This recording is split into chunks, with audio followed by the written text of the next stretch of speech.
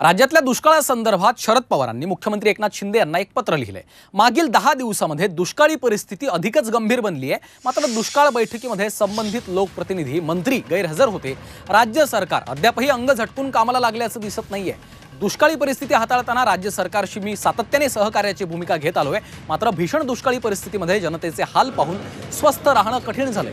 दुष्काळ निवारणाच्या कामामध्ये राज्य सरकारनं तातडीनं पावलं उचलावीत।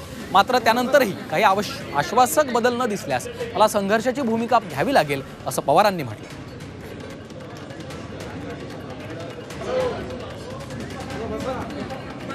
शरद पवारांनी आपल्या या पत्रामध्ये काय म्हटलेलं आहे पाहूया। मागील 10 दिवसात दुष्काळी परिस्थिती अधिकच गंभीर आहे।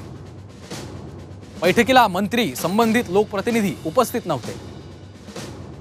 राज्यातील उजनी जायकवाडी सारखी महत्त्वाची धरणं आटलेली आहेत।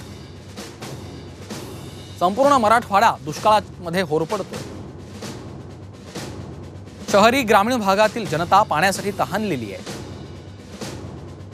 विदर्भ मराठवाड्यासह पुण्यात पाणी टंचाई चिंताजनक आहे।